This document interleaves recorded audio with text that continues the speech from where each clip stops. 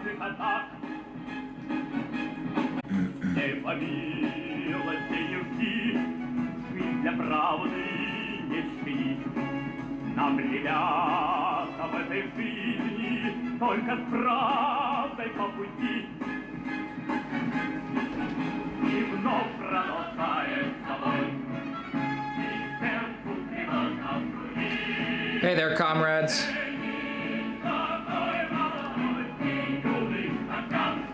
Here for another unannounced revolution report.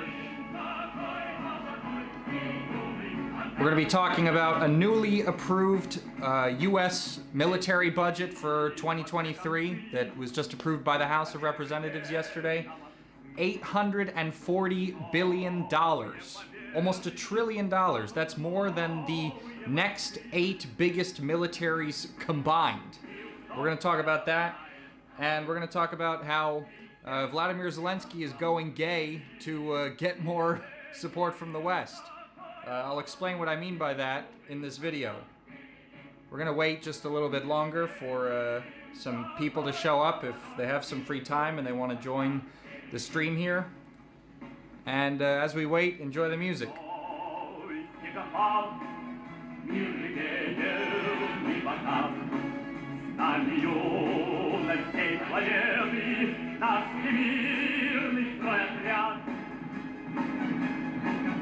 И вновь продолжается бой, и сердцу тревожно в груди. И Ленин такой молодой, и юный огонь впереди. И Ленин такой молодой, и юный огонь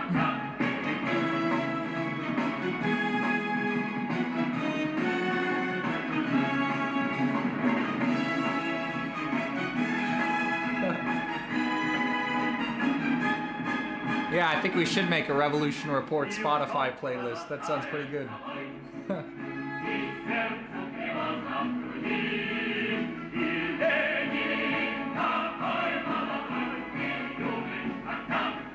Уже не так сильно хотят помогать Зеленскому, это правда.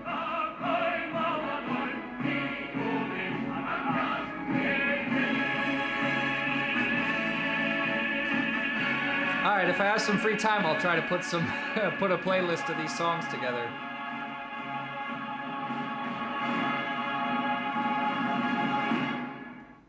That was «И вновь продолжается бой». It means the battle is going again. Yeah, I should put a playlist together. I've been collecting these songs for many years. I've got hundreds of them. So, alright, without further ado, I'm going to start this revolution report that I wanted to have so you guys could watch. I mean, I've been having these kind of unannounced revolution reports lately because a lot of stuff has been going on in the news. And if you watched the one I did several days ago, you know that there was a lot of interesting information there. But today I just had to get on and talk about something that was absolutely crazy, just like the news that I saw several days ago. And that is that the House of Representatives just approved yesterday a military spending bill of $840 billion for next year. Now, this doesn't mean that this is going to be the U.S. military spending bill next year necessarily, because this is just passed by the House of Representatives. The Senate is still going to draft its own, and then they're going to have to come to a compromise as to what the final budget is going to be, and then Joe Biden's going to have to sign it. But really, it's not looking like it's going to change very much because Joe Biden already earlier this year proposed a similar military budget that looks like the same, that was basically just a little bit less than that, in the $800 billion range. And we're going to have to see what the Senate says, but I mean, it's probably going to be the same. We're talking about $840 billion. That's almost $1 trillion of American taxpayer money just spent on war. To me, as an American, that's crazy. You know what that means? That means that half of all of our federal income taxes, half of a person's federal income taxes go straight to war. Straight to war. Half. It's crazy. So basically, the rate at which the labor of Americans is being exploited for war is just incredible. And whatever scraps are left over, I mean, go to the pathetic welfare programs, pathetic social infrastructure that we have in the United States that is basically the worst in the developed world. So half of every American's federal income tax is going to war. And when I read that, I'll post the link in the description. You can read, there's a lot of articles about this as well. When I read that, I thought, okay, how can I possibly become a conscientious objector to paying federal income tax when half of it is going to war? That's the first thing that came to mind. And I did a little reading, and apparently people have tried this before, throughout American history actually, going all the way back to the American Revolution. And because people have cited certain clauses in the Constitution, citing religious excuses for not giving money to war because their religion forbids them for supporting war and everything. And actually the biggest religious demographic in the United States, or the most outspoken against war, and the most and the demographic that has tried the most not to pay federal income taxes on that basis, has been the Quakers, actually, in the United States. And every time a demographic, and the Quakers actually have been very commonly in this group of people, every time a demographic tried to avoid paying federal income taxes because they thought one war or another that the U.S. government was waging was wrong, they'd be arrested, they'd just be repressed. I mean, people have tried this before, and it's never actually ended well. So basically, every American that is law-abiding has no choice but to support the U.S. war machine around the world. The U.S. war machine that in 2023 is going to have a budget of $840 billion, an amount of money I can't even conceive of, and I'm sure many other people watching this can't either. That's more than the next 8 biggest militaries combined. More than the next 8 strongest, well-funded militaries combined. That budget of $840 billion. To me, it's just absolutely crazy, and it's a bit depressing that half of everyone's federal income taxes are going to that. I mean, it's just the American population, whether you support Biden, whether you support Trump, whether you're not in the two-party system, if you don't want to go to jail, you have to pay money to the U.S. war machine. And that, to me, is super messed up. But that's the last thing I'm going to say about it. I've said everything I want to say in that regard. But the next thing I wanted to talk about on this live stream is the fact that Vladimir Zelensky, okay? It's in the title. Vladimir Zelensky is basically going gay to get more support from the West. All right, what do I mean by that? What I mean is that Ukraine as a whole, basically for its entire existence, has been, on the whole, very homophobic, okay? Gay marriage is not legal there. Basically, homosexuality is not widely accepted in Ukraine. And all of the sudden, now that Western leaders are becoming a little bit more apprehensive about giving even more weapons, even more money to the Ukrainians in their fight against Russia, because of the fact that they put so much money, so many weapons into it already, and it's not exactly accomplishing much, since the Russian the Russian advance with the Donetsk People's Republic and Lugansk People's Republic is continuing to advance. And many Western leaders are saying, well, Zelensky, maybe you should start trying to negotiate, perhaps. Maybe you should come to terms with the fact that you're never going to get Crimea back, and Donbass is basically also not gonna go back to Ukraine. Not like many people there want to go back at this point anyway, pretty much no one. But because there's this situation where basically the Ukrainian government is grasping for straws when it comes to getting more support and more billions of dollars, basically the only way it's going to keep holding on at this point, they're trying to make themselves like gay friendly. They're trying to the term is pink wash. They're trying to pink wash themselves. And the reason for that is because the European Union has said if Ukraine wants to join the European Union, they got to make serious reforms because Ukraine, its government is notoriously corrupt and their culture is, you know, not entirely in line with the stated values of super liberal European Union Europe. And so there's been this sort of 180-degree turn in terms of the government's stance towards homosexuality and LGBT stuff. And I'm going to give you a couple examples.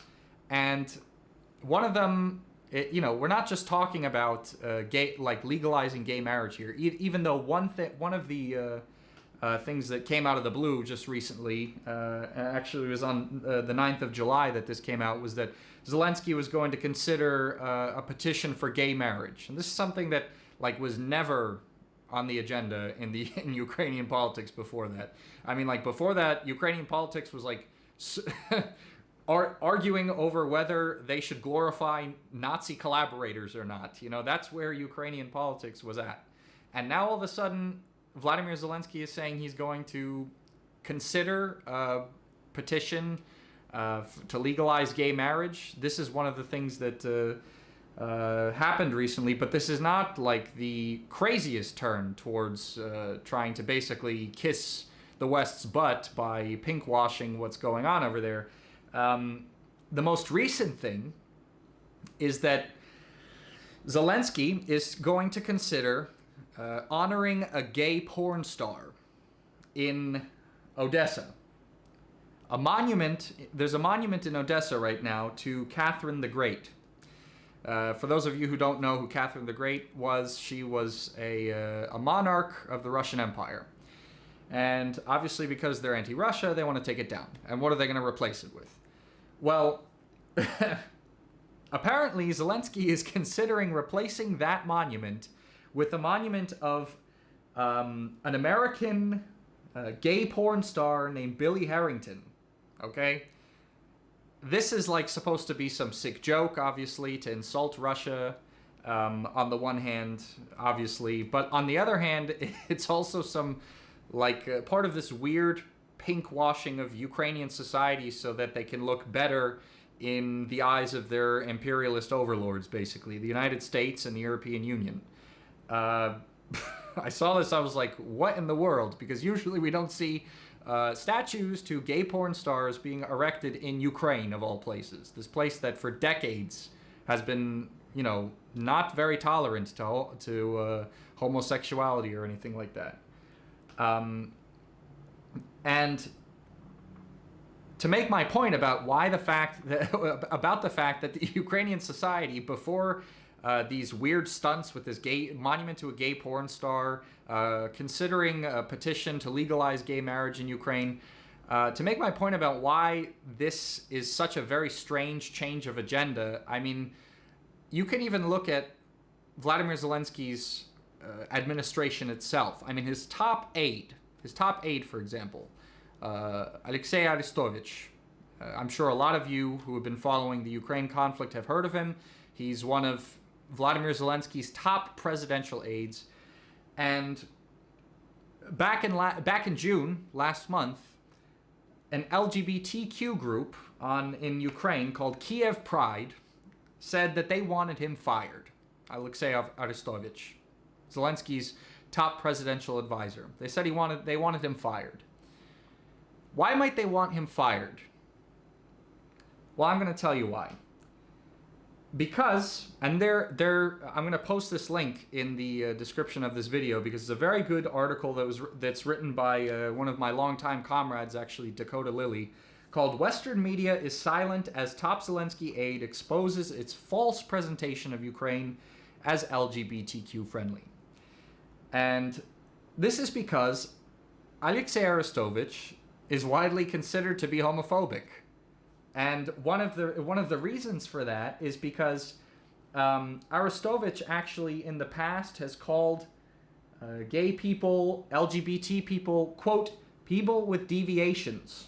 He called people with deviations. And he has specifically and consistently positioned himself against, quote, gay propaganda. He really doesn't like gay propaganda.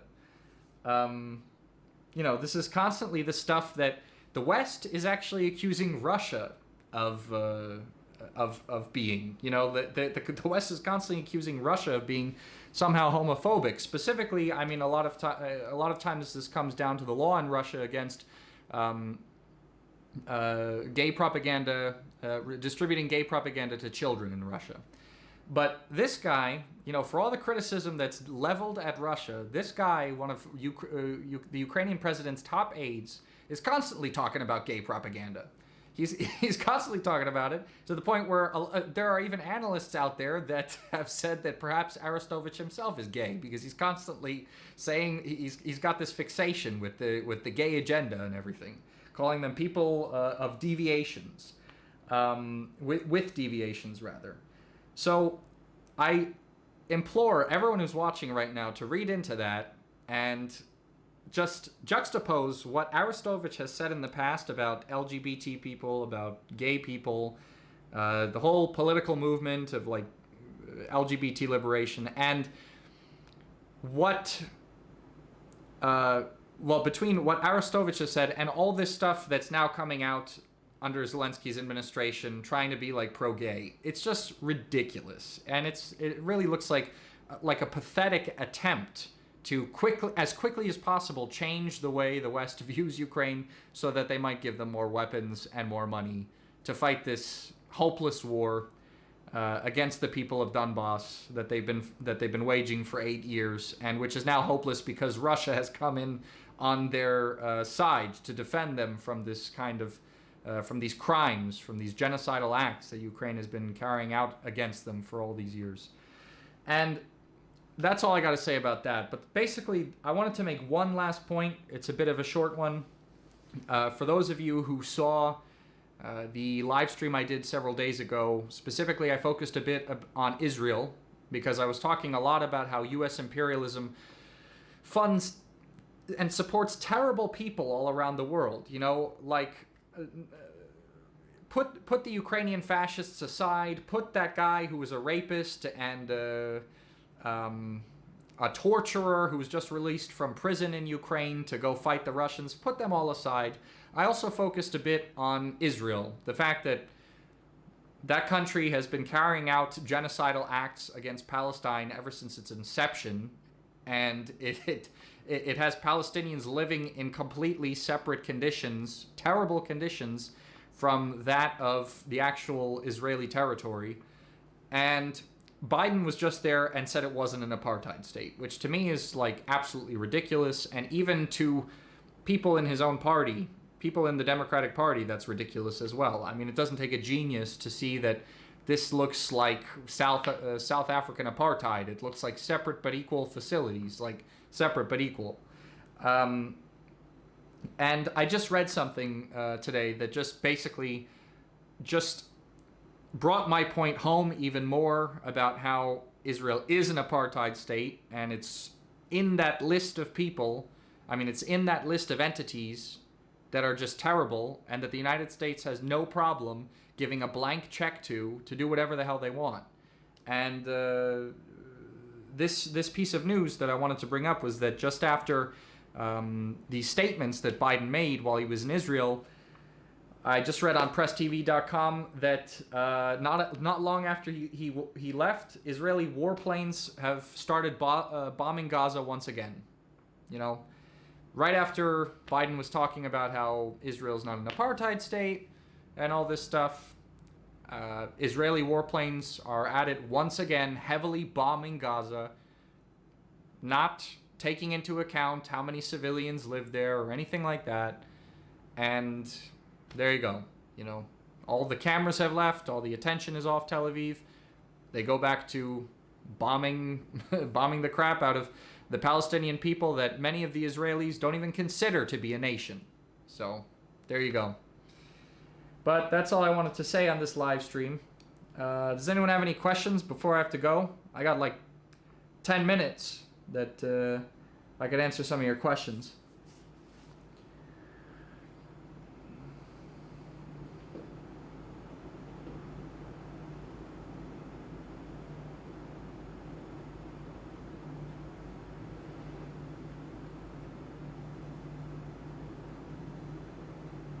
Putin loves Elton John? I don't know. I'm not sure. Sorry.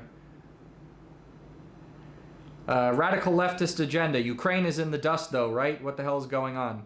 Yeah, Ukraine's losing this conflict. I mean, just I think it was 2 weeks ago, or maybe even last week, the Russian military, in cooperation with the Lugansk People's Militia, took complete control of all of the Lugansk territory. And in Donetsk, they're making advances as well.